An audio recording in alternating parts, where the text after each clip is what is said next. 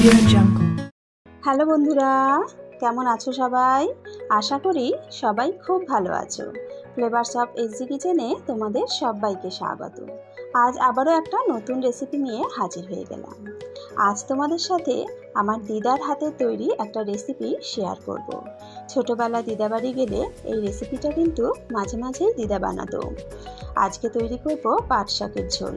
বাড়িতে অবশ্য এর আগে কোনো দিন বানাইনি, কারণ আমার বাড়িতে পাট শাক কেউ খুব একটা খেতে ভালোবাসে না।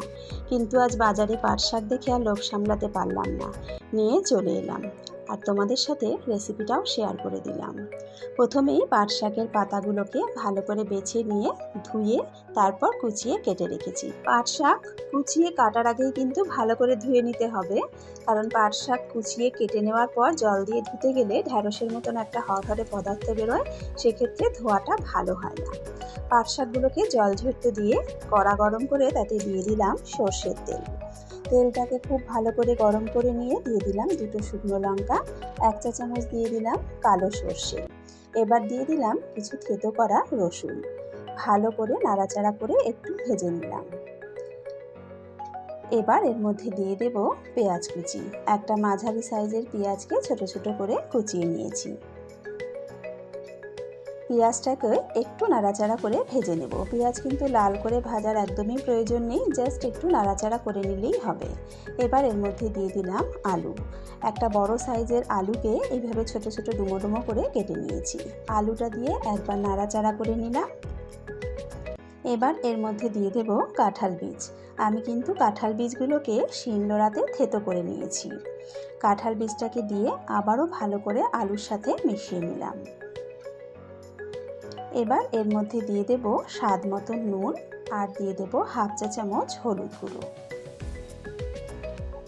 নুন হলুদ দিয়ে আলু আর কাঁঠাল বীজটাকে একটু লালচে করে ভেজে নেব। আলু আর কাঁঠাল বীজ দেখো বেশ সুন্দর লালচে হয়ে এসেছে। এবার এর মধ্যে কুচিয়ে রাখা পাট শাকগুলোকে দিয়ে দেব। ভালো করে নাড়াচাড়া করে মিশিয়ে নেব।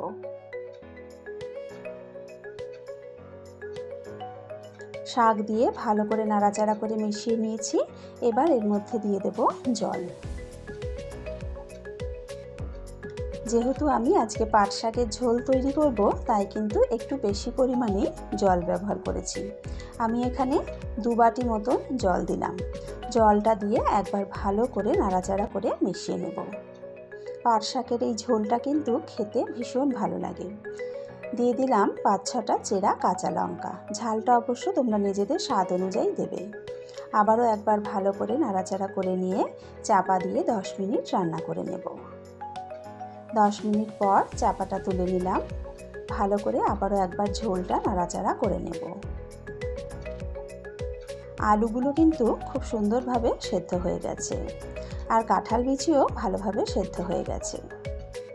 আমাদের পাট শাকের ঝোল কিন্তু প্রায় রেডি। নামানোর আগে দিয়ে দেব কয়েক দানা চিনি। যে কোনো শাকে একটু চিনি দিলে ভালো টেস্ট হয়। আর দিয়ে দিলাম 2 চামচ কাসুন্দি। কাসুন্দি দিলে এর স্বাদটা কিন্তু একদম অন্যরকম হয়ে যায়। তবে কাসুন্দির পরিবর্তে কিন্তু সর্ষে বাটা ব্যবহার করলে খেতে কিন্তু খুব বাজে লাগবে। তাই কাসুন্দি ব্যবহার করতে হবে, আর যদি হাতের কাছে কাসুন্দি না থাকে সেক্ষেত্রে স্কিপ করতে পারো। কাসুন্দিটা দিয়ে ভালো করে নাড়াচাড়া করে নিয়েছি। আর বেশি ঝোল শুকনো শুকনো করবো না, কারণ এটুকু ঝোল কিন্তু খেতে ভালো লাগে। এবার গ্যাস বন্ধ করে নামিয়ে নেব। তৈরি হয়ে গেল থেতো করা কাঁঠাল বীজ দিয়ে পাট শাকের ঝোল। গরম গরম ভাতের সাথে এইরকম পাট শাকের ঝোল থাকলে দুপুরের খাওয়াটা কিন্তু এই দিয়েই হয়ে যাবে, সাথে আর কিছুই লাগবে না। যারা পাট শাক খেতে ভালোবাসো তারা এই রেসিপিটা অবশ্যই একবার বাড়িতে ট্রাই করো, খেতে কিন্তু অসাধারণ হয়। আমার আজকের এই রেসিপিটা তোমাদের কেমন লাগলো অবশ্যই কিন্তু কমেন্টস করে জানিও। যদি ভালো লেগে থাকে তাহলে একটা লাইক ও শেয়ার করে দিও। আমার নতুন বন্ধুদের কাছে অনুরোধ রইল চ্যানেলটা সাবস্ক্রাইব করে পাশে থাকার জন্য। আজকের ভিডিও এখানেই শেষ করছি। আবারও হাজির হয়ে যাব একটা নতুন রেসিপির সাথে।